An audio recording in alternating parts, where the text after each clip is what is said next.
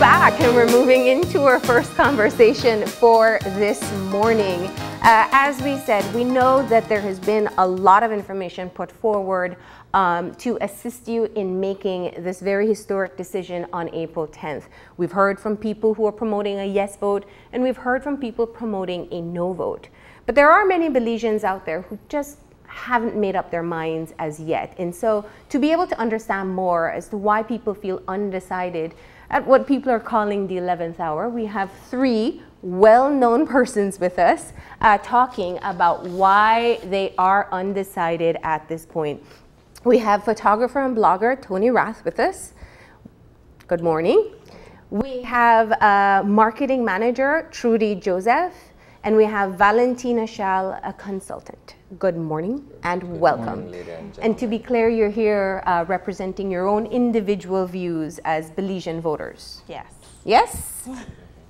So let me start off with you, Tony, because you have been very vocal about your concerns about the campaign and about the pressure that Belizean voters are feeling at this time in making this decision. What prompted you to put together the pieces that you've published?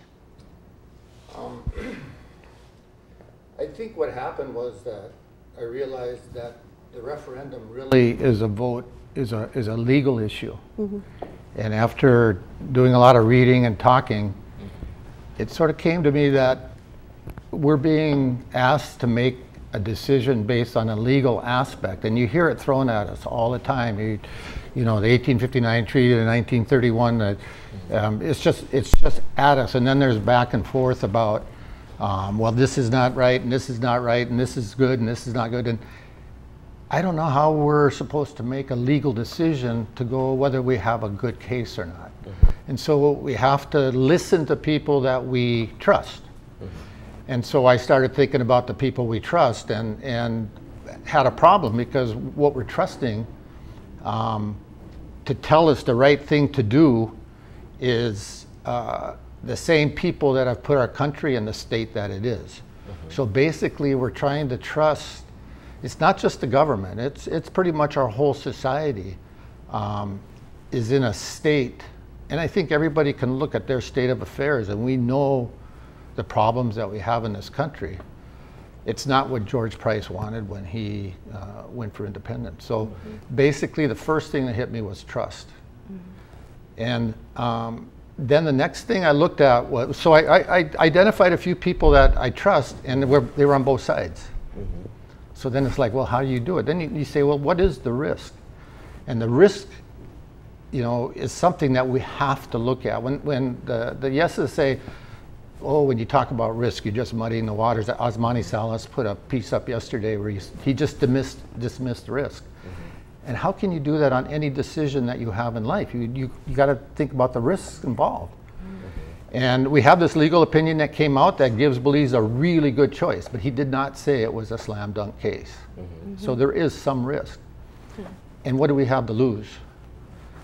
It's almost like an infinite amount to lose. Mm-hmm. And so a very small risk is still a big risk for us. Yeah. So you have trust, you have risk, and you know, those are the kind of things that are in people's minds all the time. Yeah.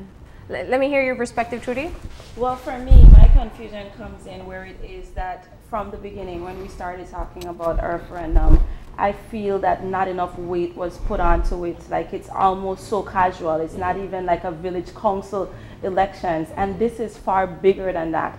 And so for me, I feel like more concrete information needs to be given, and so much confusion. I feel clouded because you go up north and then you see bill no to the ICJ, and then you go different parts of the country and say yes, and it just says that, say no, say yes. And then you have prominent persons or persons that have been put on billboards, and then it's difficult to determine what is their stance on it. Is it just because it is that I am Mr. or Miss so-and-so? So it doesn't give clarity as far as I'm concerned. And where it says say no because we will lose, why will we lose? Give me information. So I felt that what I needed was, instead of giving me 3 books to read, instead of having me listen to people talk great on the yes, great on the no, give some bullet points, as in, you know, side by side. And then that would make it so much easier, because it's not just go in, make a vote, because I'm worried about the persons that are just going to go there and turn it into something political. I'm just going to vote because I am on this side or this side, when even when you look at it from a political perspective, there still seems to be division. So that causes a lot of confusion in my head. Mm-hmm.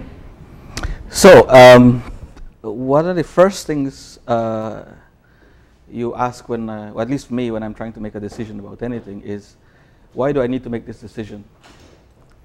Mm-hmm. Why do we need to vote in a referendum to go to the ICJ? Mm-hmm. This issue is over 100 years old, mm-hmm. right? So that's the first thing. So don't tell me that this is our last best chance. Don't tell me that this is we have to do this and we have to do it now. Mm-hmm. I don't think so, right? So that's the first thing. And I haven't had a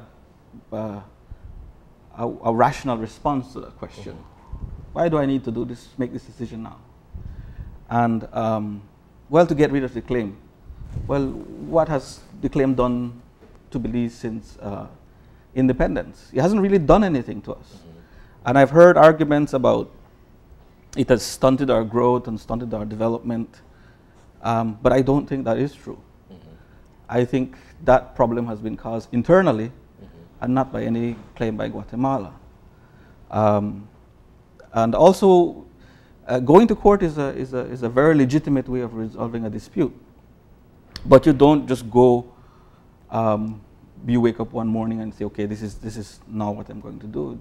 We have to examine everything, even the things we don't agree with, mm-hmm. before we can say, okay, this is the best thing to do. Mm-hmm. What I'm afraid that some people are doing who are promoting going to the ICJ is that they have invested themselves in it. That now it's hard for them to recognize the counter arguments, mm-hmm. against going into it. Mm-hmm. And you can make the same argument for those who are, mm-hmm. saying no, mm-hmm. right? Yeah. And they too can try to have to try to justify why they have decided to say no. And then you add on top of that all the political craziness, mm-hmm. and then there's now a recipe for mass confusion. Yeah. So there are a lot of people who have not had the benefit of receiving just the plain simple information, mm-hmm. But rather the campaign that has been going on to push for a yes or a no.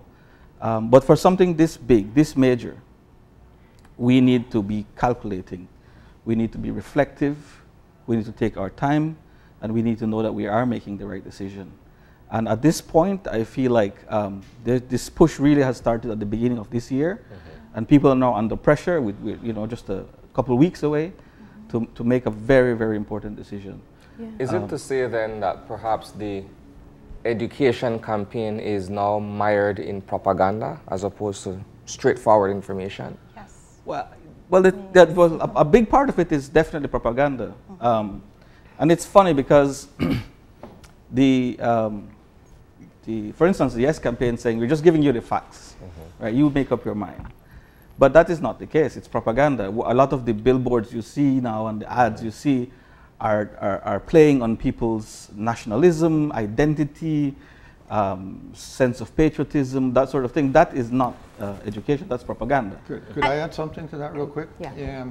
The Yes campaign has started with the referendum group, and then it split, and we have Citizens for the Defense of Sovereignty, and they put out this Yes No zine. Mm-hmm. And it's a very condescending document, but the propaganda in there is extremely heavy. They came to me for images to put in there, and I didn't want them to use it for propaganda. And their propaganda is, what does it cost Belize because of this claim? And they started saying, well, it's cost us, our timber and the cheeky bull. It cost us our wildlife. And that's not the Guatemalan government coming into the cheeky bull. That's poverty on the other side, which is being addressed by FCD. So it's sort of like they lay on a lot of propaganda, which they know is propaganda, and that kind of destroys sort of their credibility when it comes to anything else that they say. And there's more too later on we can get to. And that's I wanted to get that in very early, because We say the yes campaign, and I think what has happened is that the referendum unit has been bunched into the yes campaign. And we've had them on the show several times. Some of them are sponsored segments that they paid for. But we always ask them, you know, what is the no side? They're supposed to give the fair and balanced view on this issue. And we were talking before we went on air about how difficult it is to differentiate the two, even more so because Citizens for the Defense of Sovereignty is almost an offspring, or it is an offspring of the referendum unit. Talk to me about how that plays out as a voter trying to decipher the information. I don't even, it's not necessarily who is offering the information, more than where is it that you're supposed to go. Because if it is that the people are talking about the clear yes, go and vote yes, what is it, what information are you providing me to let me understand, you know, that if it is that we go, yes, let's go and let's just go and vote. Because that's the other part of it. It's like almost saying, it doesn't matter if it is that you go, just go and vote. But vote for what? Vote on what? Vote on which side? Because people are saying, don't go and vote. But if you don't go and vote, you're still making a stance. You're still going to affect whether or not this decision is made. And a lot of things has happened in Belize now where it is that I feel like we're going to go vote yes. And then something can happen on the government side that it can be that they'll then come with something to state, well, even though you said that we're not supposed to go, these are the reasons why we still are going. Or it can be from the other side where it can be, well, you said no, but so I'm not trusting the process in itself, and I'm not trusting that the outcome will still be rolled out the way it is that persons feel that it's supposed to be rolled out. So it's like, May I ask a personal question here? So for the sake of conversation, you guys have kids, correct? You guys have kids under the age of 18? yes. Okay. Is there any personal consideration being given to the fact that perhaps this is a once in our lifetime opportunity to make a decision that they won't have to suffer through going forward? Have you guys thought of it from that point of view? Are they suffering? Will they suffer? From this issue. Yeah, from this issue. And a real problem. I think they will suffer from our poor leadership, from our lack of engagement, from our inability to do what we're supposed to do in managing the affairs of the country. They're not going to suffer from any Guatemalan claim. I haven't suffered from any Guatemalan claim. Well, the claim has been there. I mean, what has it done or not done for me? It's not remiss of me to note that all of you have roots in the South. Tony, you're stationed in Africa. Valentino, you're from Toledo, and you have roots in Dangriga. Exactly. So that's why I'm glad that you mentioned that. But I mean, back to more the children's side, where it is for me. My son is not in Belize, but he is grounded and rooted in Belize. And because of when it was that they were doing the re-registration alone, he's not able to come and vote for the referendum, whether it is that that's something that he wanted to do because he wasn't here during the time the registration was taking place. That's the first thing. Now, in speaking to my daughters, one of them is like, you know, yes, you should definitely go because at the end of the day, we need to squash this and let's just get this done. That's her thing, you know, but that's kind of her personality. The other one is serious and nonchalant. It's like, I mean, more like what Valentino is saying. I mean, how does this even help me in my future? Do I get into a better college if it is that we get through with this? Are we going to have more resources? But when you're asking about children, I'm more concerned about my grandmother, who is almost 85, where she lives in Dangriga, and Dangriga is a part of what is being claimed, and I'm worried that she will then become displaced. I mean, so that is, I'm more concerned for those persons that are more older persons that maybe we haven't even thought about, than to say like the younger persons that might have time to be able to adjust to whatever changes they might need to. So what you're saying is you would want to hear what the plan is for a worst case scenario. Improbable 1% if that's the case. Is that what you're saying? And that has not even come out. What happens if it is that we go? And mind you, I'm well aware that everything will not happen the day after the referendum. Yeah. I'm aware of that. But then what timeline are we talking about? I mean, and a lot of that hasn't been shared. Like to say, okay, in the next 3 years, we'll be in consultation. But we've been in consultation forever. How does that make a difference? How does that stop whatever is occurring at this time having to do with the claim to say, okay, am I just going to have a gentleman's agreement? You know, we've dealt with this legally, so now you're not going to be coming after my assets. No, we're not there, and nobody's talking about that.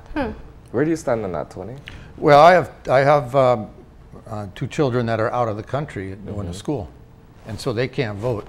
And I think that's a major problem with the referendum, is that we don't get the viewpoint of the diaspora out there, which in a lot of cases are very talented people that have found jobs around the world, which gives them a different viewpoint. And I think the fact that we're cutting them out of this process is short of criminal. So. Yeah, you have to remember this referendum isn't a normal.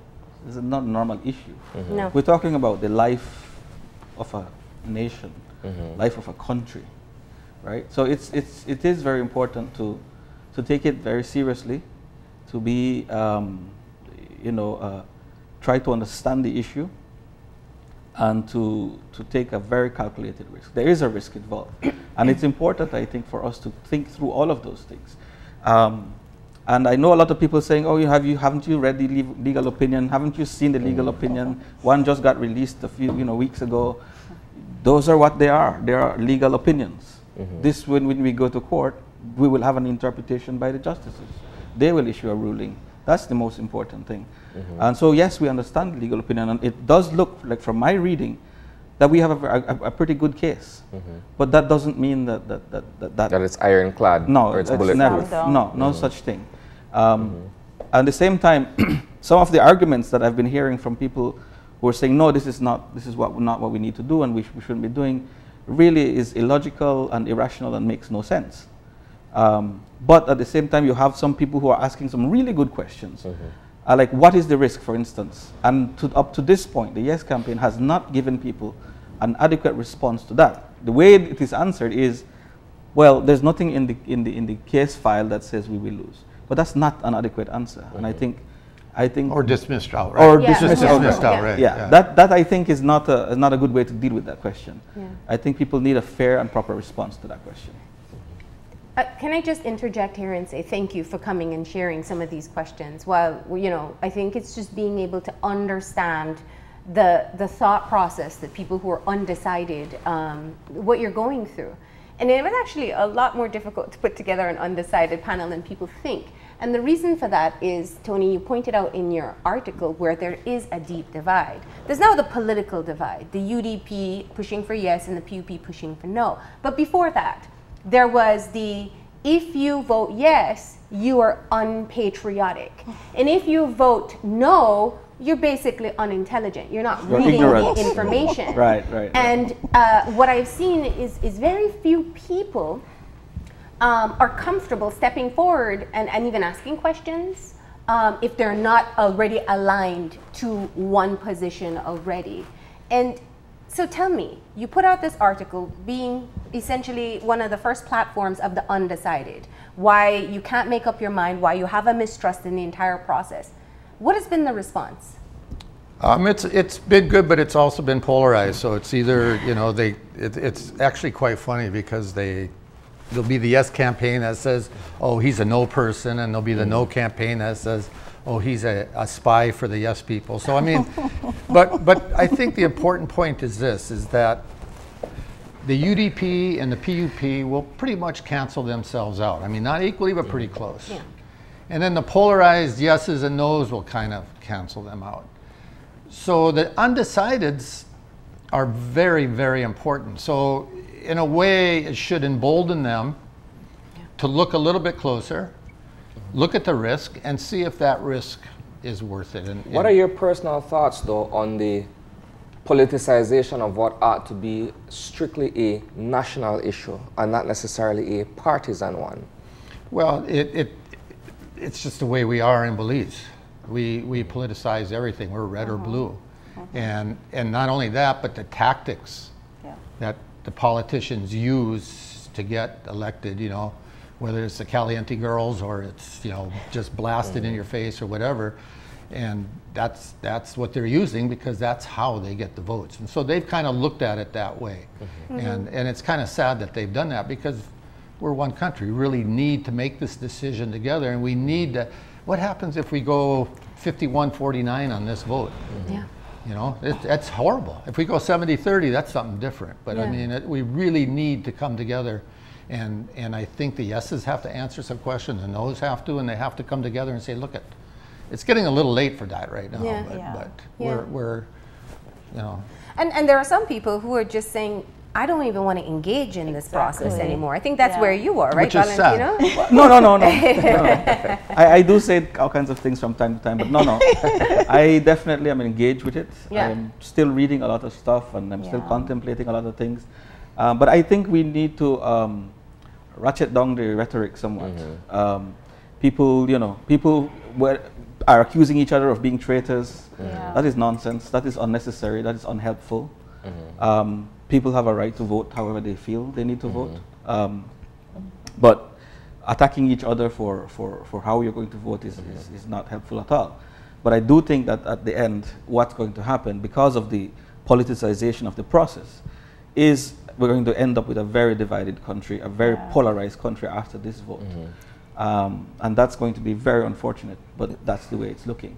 My thing though is that I really, and now you've seen where certain billboards are up, just two heads, as in stating, you know, we're in this together.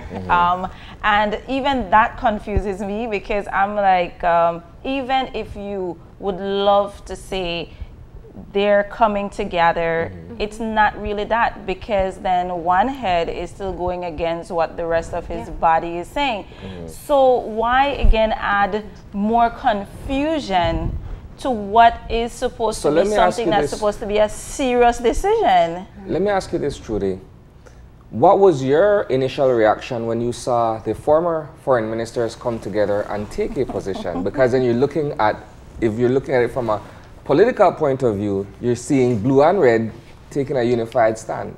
It's not more that than I feel that sometimes they don't understand that there are intelligent persons that really can't make up their mind, and I feel like when they do that, it's like telling me now, then I kind of feel sort of stupid because you're making it seem as if though, listen, if both of us come together and we say yes, then you're supposed to just say yes, but what are your reasons? Why did you jump ship? Because I tend to feel that persons who jump from yes to no causes more confusion because they don't say what their real reason is, why it is that they moved from here to here. It kind of makes you feel like only way I can say yes is if I'm affiliated with a certain group, or the only way I can say no is if I'm, so you literally just jump ship, like you don't come with major points. You just, okay, I don't feel good here anymore, coming close to time, let me just move over here. That to me causes, like I said, more confusion. Weren't you a staunch yes yesterday? What made you decide that you're totally no today, and vice versa? So let me ask this again then. Do you guys feel that perhaps what is being put out there at this point is too overwhelming? You represent a population of persons who are undecided. You're on the fence in a manner of speaking. Do you believe that there are those out there who genuinely feel like, wow, there's too much information for me to process. It needs to be diluted in a form that is understandable so that it makes my decision easier? For me personally, I don't think that's the case. It's not overwhelming at all. For me, I just need to systematically go through the stuff that I'm receiving and be very reflective about it, as I mentioned earlier. I think for many people though, it is overwhelming and it's confusing. And I can tell you that from what I have seen, there are people who at this point have become oversaturated and Yeah. I don't even know what to do. Because I don't understand what the ICJ is, I don't understand the legal opinions, I don't understand which party is which side. I am just confused. And so I've heard that, but I don't know how many people are like that. But I'm imagining it's a few, quite a few. Let me get the opportunity here to ask you, what is the most burning, unanswered question that you have as someone who's trying to make this decision? To me, the one that I can't seem to get a decent answer to is why did Guatemala agree to this ICJ if they don't have something? And that was answered by the CDS in their magazine. They actually wrote it out. And they said that, number one, Guatemala wants to raise their standing in the world. So they want to be seen as a contributor and not a bully. They want to rejoin the international community instead of having this. And the third thing is they need what they call legal cover to change their constitution. So the reason they're going is to get rid of it in the constitution. And I'm wondering why that is our problem. I'm wondering, what is legal cover? Why do we spend millions of dollars? Why do we tear our country apart by this referendum to change their constitution? To change it? Why don't we, Guatemala is a country that's been 36 years in civil war. They committed genocide. They can't change their constitution because of that. I mean, because of a ruling. Let's get an advisory opinion. That will give them cover. And you know what? We've been negotiating forever with them, but the negotiation has been adversarial. What happened? We know now that they know they've lost. So we won, basically. Let's change the conversation now is, you know what? Let's get you back into the country, into the world, let's work with you. Let's do PR, we'll help you. We'll do an advisory opinion. You can use that to change your constitution. And then we'll give you all the credit for it. How would your standing in the world rise if you solved a border dispute outside of litigation just by talking with your neighbor? I mean, both Belize and Guatemala would just go, wow, everybody, here's the way we do it right here. It shows a sign of maturity. Shows a sign of maturity instead of, we're going to fight at the ICJ. You know, if we didn't do this back in 1798, we wouldn't have a country. And this drives me crazy because it just basically clouds the issue because how do you know, how can you tell a what if? Yeah. You can't throw these what ifs at us. That's just cover. It's hypotheses.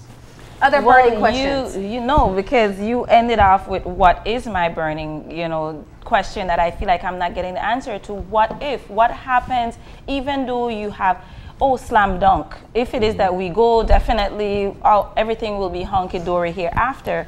No. So let me hear, what if this doesn't occur? What am I standing to lose as a Belizean? What then would happen if we don't, so that is my burning question. So you want it answered. Even if they say it's a slam dunk case, you still want a worst case scenario. Which is what Valentino is saying. I mean, when we do risk analysis in business, then it is that, you go for the, listen, I know that we're definitely going to get this deal. However, if we don't get this deal, this is how it is we're going to make our money this month. And this is how I'm going to be able to pay the bills. And we do it at home. We do it in business. Come on, for a huge country. We talk about our children going to school. Okay, which colleges do you want to go to? Okay, this is my top one. And if I don't get into this, I want to. And if I get into this one, it's going to cost us more money and you need to travel. Then why not for such a decision? Like I said, the magnitude of this decision is not just deciding whether or not I'm going to go to Belmopan or I'm coming to Belize City. It's too huge for that. So let's get, if you want to come with 10 points, if it is that this doesn't happen, this is what it is that we will be able to do.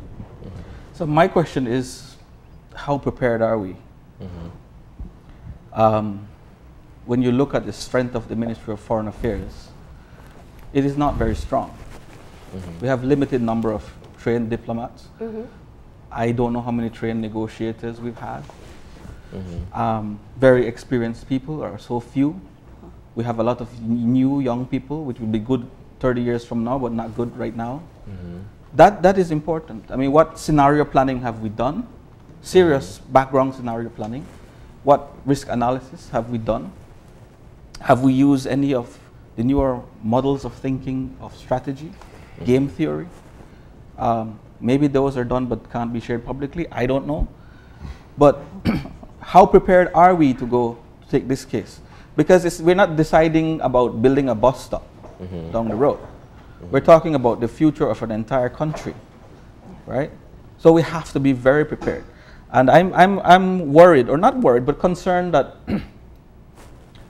we do have excellent lawyers, but we have heard that we've had good cases before that completely fell apart afterwards, right? So nothing, those kind of assurances for me is not a real assurance, because I know what the reality is, right? So we need to make sure that we are prepared, and I don't think we are. Could I just add something onto Valentino real quick? We don't, the yeses have admitted we do not have lawyers with any ICJ experience, but they say we're bringing in the best there is. Now, when you hire a lawyer, the lawyer is there to look at the different parts of the case and make sure it goes through correctly. Somebody has to make decisions at some point. Who do we have that are making those decisions to tell those lawyers what to do?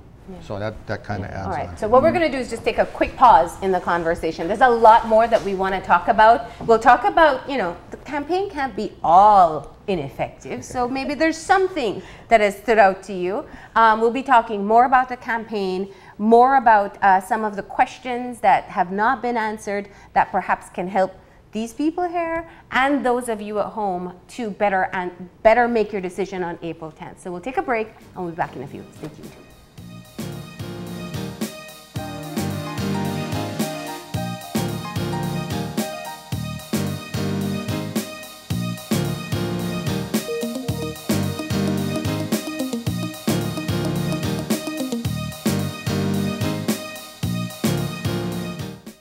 When someone you love becomes a memory, the memory becomes a treasure. Channel 5 introduces the Daily Obituaries. The Daily Obituaries will broadcast all death and funeral announcements and memorials to honor your loved one's life and memories. The Daily Obituaries airs on Channel 5 prior to the evening newscast, with subsequent repeats at 10 p.m. and 12 noon the following day. It will also be placed online on our social media platforms, all for a standard package fee. Celebrate their lives and memories with Channel 5's Daily Obituaries. Honor in life and reverence in death.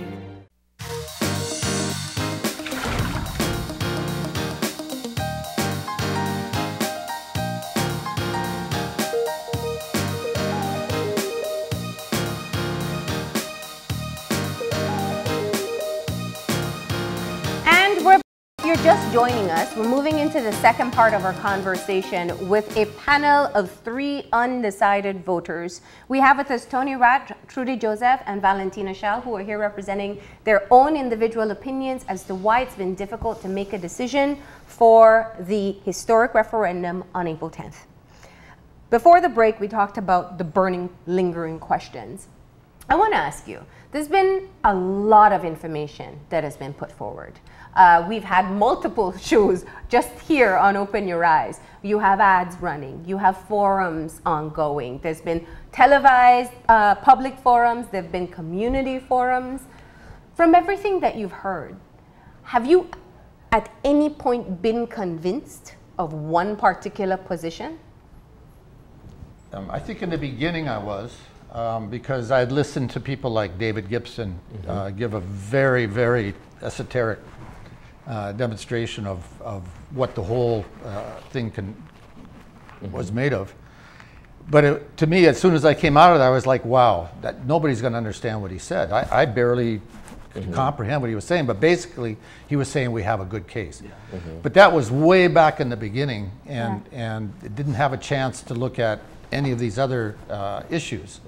And yeah, so right then I was definitely leaning on a yes way. And then I heard Assad Showman and Jordan Craig and Lisa Showman, and their approach was much more political, much more you're too stupid to understand, just do it this way. And that started getting me thinking, what are they hiding? What are they not saying? And what are they keeping out? Because that's what you do when you make an argument. And that got me looking the other way, so basically. For me, I just feel like I've been clouded from the beginning. I've listened to a lot, and even though Valentino says that, okay, you know what, it's not information overload, I feel like information overload. So for me, none of the campaigns, as far as I'm concerned, has allowed for me to feel like I have sufficient information, even now when it is that they're going throughout the country to say have village meetings and town meetings and all of that. I still also feel that that is clouded with great music and drinking, and how can you really get people to be listening to what they're supposed to be listening to if it is that there's a lot of distraction dealing with the children, and so I just feel like no campaign has really drawn me. What I do is I do a lot of research having to do with going on the internet, looking at information from prior, talking to people one-on-one, because I feel like people are more honest when you're talking to them one-on-one than listening to, even when they do like the town meetings, because a lot of times people are saying what maybe somebody else told them to say, or the people that are talking are the same people, or 3 different people saying the exact same thing. And so for me, I just feel like conversations one-on-one work better than trying to decipher through all the music and the noise and children crying and just say yes, just say no. I think from what I have been able to gather, historically, I think we have a good case. I think also from the legal opinions that I've read, Belize has a good case. But I don't think it is a good thing to simply dismiss people who disagree with you. I don't think it's productive for people promoting the yes campaign to dismiss people from the no campaign as irrational or ignorant or too stupid to know the facts. That, I think, is a problem. It is very important when you're making a major decision to have devil's advocates, to test your logic, to test your rationality, to test your thinking, because we're human beings and sometimes we miss things that are right in front of our eyes. And we have proven that scientifically. We know that happens because you're so buried in to what you are seeing. You block out a lot of things, and sometimes it's right within your eyesight, but you don't see it. And that, I think, is my concern with a lot of the people pushing for the yes vote. You might have a good case, you might be making a good point, but don't dismiss other people because is it then important to say that they've become, in a sense, myopic? Yes, you can become myopic. You can become what we call attentionally blind, because you're not paying attention. You're only paying attention to what you want to pay attention to, that you miss the very things in front of you. And we can't, you see, like I said, if we were talking about building a bus stop, I'm okay with that. Miss, 3 things.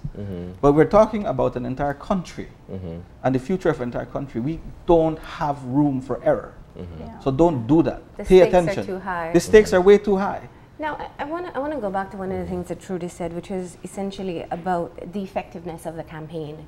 And I can tie in quite a few of the points you've made so far. Tony, you talked about, and this is written in your article, the fact that Belizeans in general, we have a lot of demands on us already. Parents are trying to meet their obligations as parents. People are trying to keep up with work. You have so many different competing interests that to invest all your time in educating yourself for this is just, it's not realistic. Secondly, we haven't seen a simplified campaign. We haven't seen a pros and cons list, essentially, so we can decide on our own. And the general psychology behind decision-making process is one that we do have to cipher through the information and make a compelling argument for ourselves that this is where I feel more comfortable. But there is also, I think, something that we don't always include in it, which is not everybody is, I don't calculated? No, some people are just risk averse, not comfortable making tough decisions. And indecisiveness often leads you with the status quo. So I want you to put this into perspective. If you were doing your own decision-making process for yourself and for what you know of the average Belizean person, what would you need? I don't think some people are risk averse. I think all human beings are risk averse. All human beings are also loss averse. So once we have something in our possession, we will not simply just hand it over. You won't just relinquish. We just won't just relinquish. And I think for a lot of people, accepting to go to the ICJ somehow for them makes them feel like they're loosening their hold on their country. And because of the risk averseness and loss averseness of human beings, the immediate reaction is to hold it even tighter, which is what could lead you to a complete no vote in this country at the referendum. Or poor participation on the or poor referendum participation, day. which is also a vote to say, you know, I don't want to engage with this issue. So that those are some of the things I think that the government, the referendum unit, the people promoting a yes campaign need to take into account. Tony, you called it the no vote, the status quo. Yeah, the default vote for me is no, and it's sort of like innocent until proven guilty. The innocent is the no. Prove me into the yes. And so, to me, that's a safe thing because, like Valentino said, I think the yes is overstating the effects of what this border claim is on Belize by saying that they're invading our country and they're taking our country when, you know, we've lived with it for a long time. So the no is, for me, is the default. And that puts it on the yes to convince me that it's worth it to risk the whole half of our country. Are you guys familiar with the notion that perhaps the outcome of the ICJ referendum on April 10th will serve as sort of a litmus test for the general elections in 2020? Have you guys heard that? I don't even look at that. I'm not focused. When I mention like the politics is because for persons that are not politically affiliated, having, like I said, two heads together will not bring you here or there. But we have seen where it is that persons have made decisions because they're uninformed or you're confused, and then you go to that political aspect because that is what it is that you are used to. So even though in my case it's not based on politics, it just is that we need to understand that persons going to vote, I can imagine, this is just my opinion of course, that on the day of the referendum you will be seeing a lot of political flags being flown, you will be seeing buses carrying people. People will be making this decision as if it is a political decision. But in the end, there are persons that really make decisions on their own, not based on politics.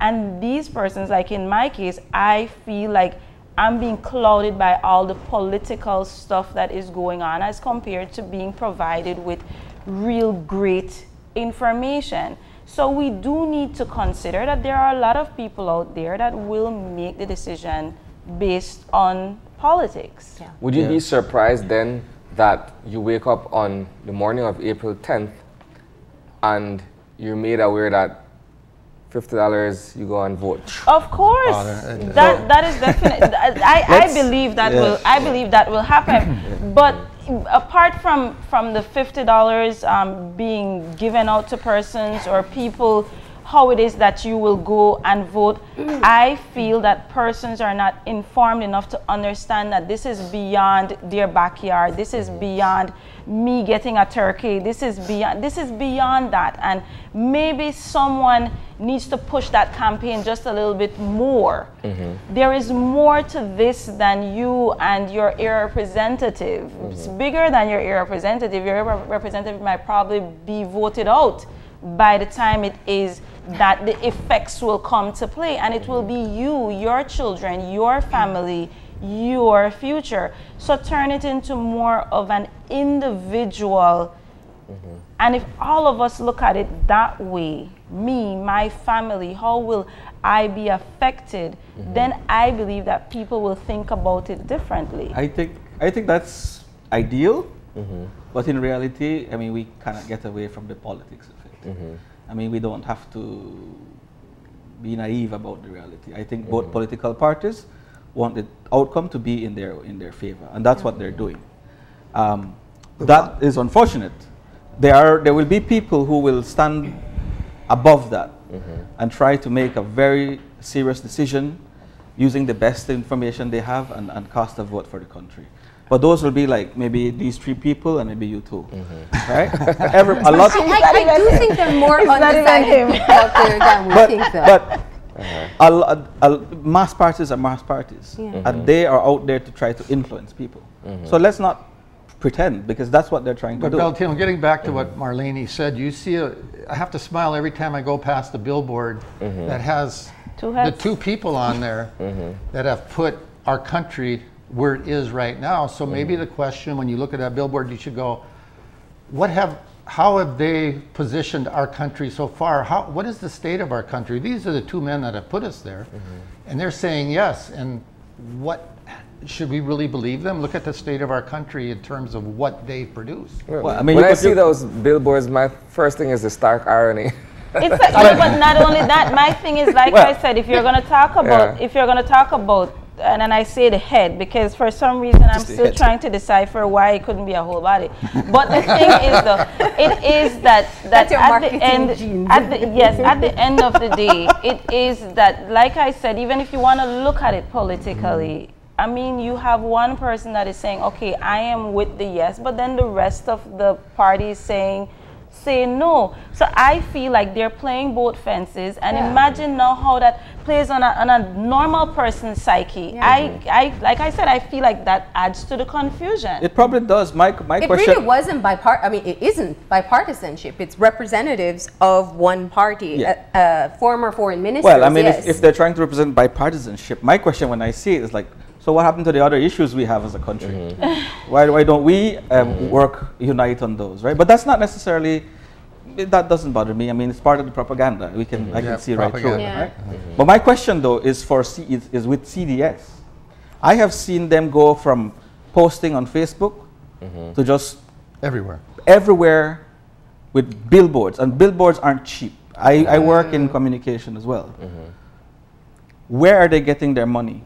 Who is funding them? This is a democratic process. This referendum is supposed to represent the will of the people without undue influence. Now, who are these faceless influencers putting money behind this organization? You didn't see his press conference, Assange's press conference on that? What? It never happened. So you see, those things concern me. Because we are going to end, whatever our view is now, after April 10th or whenever the referendum is held, if it's not postponed, is you're going to have an outcome. How much of that outcome is a result of the individual decision and will of the people, or the influence created and pushed on those people? But I want you to dive a bit deeper there. Why is it important for you to know who's funding the Yes campaign? But look at what happened around the world. Look at what happened with Brexit. Look at what happened with Trump and the Russians. Who is our Russian? In the spirit of transparency, there ought to be... Oh, you got to tell me. Precisely. You can't tell me. Do you want to know from all campaigns or only from CDS? Especially from CDS, because you can't tell me you formed an NGO 2 weeks ago and have all of this money. Heavily seeded, Right. That doesn't work. I have been part of NGOs for ages, so I know how these things work. So that money has to be coming from somewhere. It's not, so it's very important. Transparency for... You see, like I said, we're not talking about a bus stop. We're talking about a country. I think who are you trying to influence the way the future of this country through an NGO set up specifically for this purpose? It would be more alarming if one were to find out that CDS is being funded through the public purse, correct? Exactly. I wouldn't be shocked.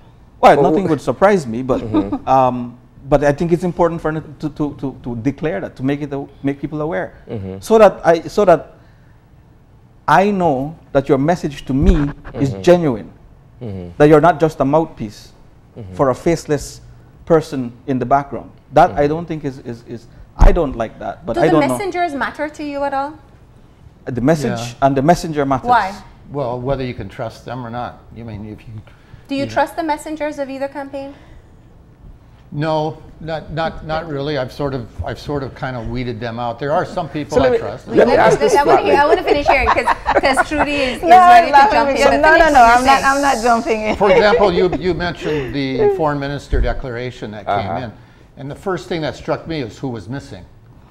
Because I have a lot of respect for the people that were missing, not necessarily our current foreign minister, but Eamon Courtney. And you wonder why is he's a major voice in terms of legal arrangements in the country, and we're not hearing from him. So I'm wondering, why was he left out? There must be something missing there. You're a marketing person. Oh, sorry. I thought you were going to ask me about that same question because I wasn't going to answer it. I'm going to go in a slightly different direction. This has to do. Thank you. This has to do with messages and the way they're being delivered and what have you. So we have a billboard with a prominent media mogul, right, who has undisputedly, arguably the largest audience for radio. And his face is there as a yes for the country of Belize. What influence does that then have on his flock, so to speak? The people who follow him, the people who hang on to his every words and what have you. Doesn't that then send a particular message that is perhaps more distracting than it is something that is genuine and authentic? And that, to me, is what I think we've all been saying, that at the end of the day, you have these prominent Belizeans that are on the billboard. Some of them, you know where it is that they stand, and others you don't. Because again, let's look at Super G. I mean, I'm from Griega. Super G represents the entire South. I believe that we stand to lose a lot down South, like I said. But is it that Super G is standing up to say, this is where it is that I am and this is where it is that you want to go? So even if you might mention one prominent person that has come out and say, yes, there are other persons that are there that really haven't claimed yes or no. So like I said, a lot of the campaign to me is just go and vote. And we have to be careful about that. Go and vote what? Go vote yes, go vote no. So it's just a lot of noise. I stand firm on that the campaign in itself to me is really murky and it's very noisy. It's very difficult at this point of the game to undo what has been done in terms of the mixed messages. Correct. I know I'm putting you on the spot as the voice of the undecided, but what would need to change within the next 2.5 weeks? What would you need to see be done differently or message delivered for you to feel more confident in making that vote come April 10th? Well, I'm not waiting for them. I'm not waiting for the campaign or CDS or referendum unit.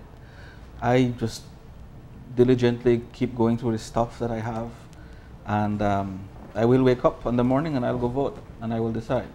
So for me, the campaigning and the messaging is not necessarily important to me making my decision. I'm just concerned about the influence and the impact it's having across the country.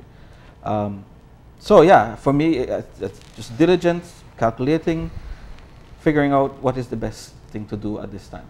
And so that's how I'm going to vote. They will, I'm sure they will continue to put out all of these ads and using all kind of media, but for me, that's neither here nor there. I see right through it. It doesn't bother me. I mean, it bothers me in one sense, but for me to make my decision, it doesn't influence you. It doesn't matter. Yeah. I feel that, well, one thing we agree on is the fact that we are going to go vote. And for me, then I can't say with confidence that between now and the 10th of April that my clarity will be such that I'll decide here or there. So I'm looking more to pump up, gathering as much information, seeping through every single thing, figuring out what is the best decision out of the yes or the no. But I really would like to encourage persons to truly vote, because if it is that you don't vote, I believe that you stand a chance of reaping a decision that you really did not contribute to. And I'm not in agreement that you will then add, because that's what's probably going to happen. Everyone that didn't go vote, they're saying no. But who says that's the case? It just meant that I felt that the yes was so alarming. I don't need to go and waste my time to go and vote. I feel that persons should go out and vote. But I think for the next 2 weeks, it should be that more information is put together where it is. Give me 3 bullet points, yes. Give me 3 bullet points, no. Tell me what will happen if it is that we go and we lose. Tell me what will happen if we go and we win. So 3 bullet points, next three, I'm good with, you know, and I'll feel better. Simplify the message. Yeah. I think that is good, but the problem is that the issue isn't a simple issue. It's a very complicated issue with so many parts to it. I guess you can distill several pieces into smaller pieces, but it's a very complex issue. And I think that's part of the problem, is that But let me jump in here, because all of you are also, as well as you all work in communications, and one of the biggest fight is the technocrat versus the communication specialist, right? Yes. Because the Simplify the technocrat message, right? always feels that there has to be more information and yeah. every question answered, Yes. while the communication person will Seeks work to with simplify. simplified messages. give me the bite size, right? Yeah. So technically, I mean, where are you on the you're with the technocrat or the communication? Well, I'm a technocrat, so I am definitely a technocrat because, like, you know, because of the magnitude of what the issue, the gravity of the issue, Yeah. you know, there are several pieces to it. We have to understand, you know, the legal opinion. We have to understand the geopolitical aspects of it. We have to understand the national identity part of it. We have to understand the local politics part of it. So, you know, there are several pieces, but I do understand that you know, simplified messaging might be helpful. It's necessary for some people. Yeah, of course. But let me, you mentioned the geopolitics, and I didn't want to miss that in this conversation. We hear a lot about the international community, you know, and I want to ask, how much does that factor into your thought process? For me, quite a bit. Because, you know, you look around what's going on in the world, how nations are retreating, the rise of the far right, for instance, the way the United States is behaving in the international community at the moment under the current administration, what's going on in the South, in South America. You know, all of those things, you know, that is being handled by the OAS. All of those things have implications for us in a region. We have this great migration happening from this region going upwards. I mean, things are shifting around. Things aren't the way they used to be. Very dynamic. Right, it's very dynamic. Now, when you look at that, you have to ask, well, how is that? Is there a way for that to positively affect my situation? Or is there a way for that to negatively affect my situation? And my question is, how much thought has our leaders and our Ministry of Foreign Affairs and the people working on this issue given to those things? Right? I mean, look at Ethiopia and Eritrea. They were at war with each other. A new president in Ethiopia was elected. And he said, no, I had enough of this. We're brothers, we're neighbors, we're going to live in peace. And they started exchanging their people and their prisoners and settling the issue that they had between them. Right? So and he's a very visionary young leader. Things can change. So this is why I don't rush headlong into doing something, because you know, you have to look carefully at the situation and say, okay, if this is what I need to do, and this is the best thing I can do, then this is what I'm going to do. But don't tell me that, you know, in 2 weeks I have to go to court. It's not, doesn't really work like that for me.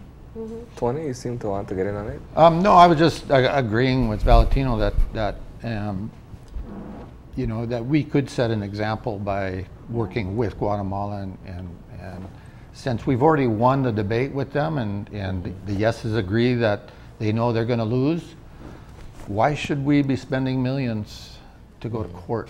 You know, let's do the same thing. And again, Eamon Courtney had a good point. Let's put this off and let the next generation, who may look at it differently, they may think differently about it, and maybe they can come to terms without litigation. And again, who says that Guatemala is going to, even if we do go to the ICJ, is going to agree? So let me ask you this directly then, because I'm certain that there has been a counter argument to that position being put forward by Eamon Courtney, that it can be argued, it's tantamount to kicking the can down the road. To put it in a 25-year deep freeze is to say, well, we're not going to address it now, because 25 years from now, we may not be here. We'll leave it for someone else to seek to resolve when the issue and the opportunity is right before us. You've heard that counter argument before, correct? Yeah, as long as it's resolved in our favor, that's fine. But if it's not resolved in our favor, then we have a problem. Or if there's any kind of animosity because of the decision, then we have a problem, right? And again, I just go back to our current state of affairs in Belize and our current leadership, our current political leadership, our current culture and everything. We have a lot more problems that could come down the road with, you know, we got education, we got infrastructure, we got everything. We're losing all of our resources in country here right now. So unless we can get those problems under control, we have a problem. So if you were to say, I mean, because when we talk about the deep freeze, when we talk about the competing priorities that people have, as much as they are important points, we're still looking at an April 10th deadline. Depends what happens on All Foods Day, right? Yeah. April 1st. It's the date. Because I think if we recognize the skill and the involvement that each one of you have individually, we can say that you have been doing your own research. But if we were to contemplate who the everyday voter in Belize, who they are and what they think and what they need, I want to go back to the question that I asked before. What can be done to help people make a decision? That is a very important and interesting question. I look at myself. I work independently. I have time. I can put my work aside for a minute and go read a legal opinion, or I can take time off if I feel like. So I do have time to do these things. Yet, it's still a struggle to keep up. It's still a struggle to switch from one thing to the next, to be able to focus on this very important issue. And then I think about all the other people who have to wake up at 5 in the morning to go to work and come back at 6 in the night. When do they have the time? And then weekends they have to take care of their home and their children and their family and visit their sick grandparents. Where do they find the time to engage with this information? That, I think, is a challenge. And I think a lot of people are in that situation, and that's why a lot of them are confused or unsure about what they need to do, because they simply, while all of this campaigning and the propaganda has been going on, there are some people who would really like to get into it a little bit more, but simply don't have the time. And those people are, I'm not sure what they're going to do, but I hope that we can try to reach them and try to give them information that they can use in a quick and short way. For me, the way that I make the decision is start with a default, which was the no, and then make the yes come around. But also to look at the risk, and risk is really important, and it's been totally ignored, is because you can make a decision based on risk. And I think if you look at it, I did my own kind of risk assessment, and it's only for me. So people, when I put it out there, people say, well, that's crazy. But I think we have a really good case. I think anywhere from 85 to 90% chance that we could win. And I tried to put that in a different light. Okay, so you think there's a 90%, so how do we make our decision on losing our country or not losing our country? And I put it in a framework as if you had a loved one who had a disease that was so painful, didn't kill them, but it was very painful, and it could happen for the rest of their life. And someone came up with a cure that could cure them. And it will cure them 90% of the time perfectly. But in 10% of the time, it's going to kill them. So what do? Do you give them that cure and hope that he wins, or not? And you kind of base your decisions that way, because it's a life or death situation for us in this case. The risk is so high that you better make sure that our chance of winning is very high also. Our chance of losing is very tiny. And still, it's almost like our risk is infinite, because if you lose part of our country, that's it. So I mean, you better make sure to yourself, and if not, let's go to no and let's go back to the drawing board. Because there's no appealing the decision of the ICJ. That's final. Yeah, exactly. Exactly. Opinion, you know, you can get an opinion, an advisory opinion. Yeah. Yeah. Trudy. Well, for me, like I said, I really do feel that, yes, come April 10th, that we will go to vote unless something changes. And so whatever time persons have, just try to come up with the best decision that you believe can work.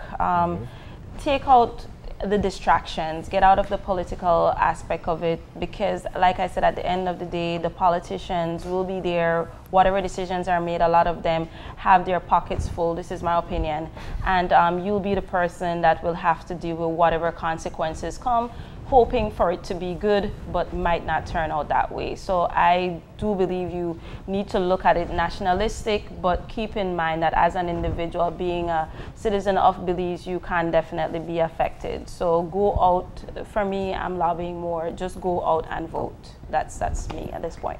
Well, thank you for being the brave souls to talk about why you are undecided. And while I know we joked that perhaps there was no no actual resolution that could be made from this conversation, I think what the importance of it is for those at home who feel uncertain or confused, that they're validated in knowing that others also feel the same as well. And the final point is, of course, to get out there and vote. Yes. May not be able to. I haven't got my voter card yet. What do you do about Apparently that? you don't need it. Oh, That's you what don't? they're saying. Oh, okay. Yeah. But we'll test that on April 10th. All right, we're going to go ahead and take a break. When we come back, we'll be talking about World Social Worker Day. So stay tuned.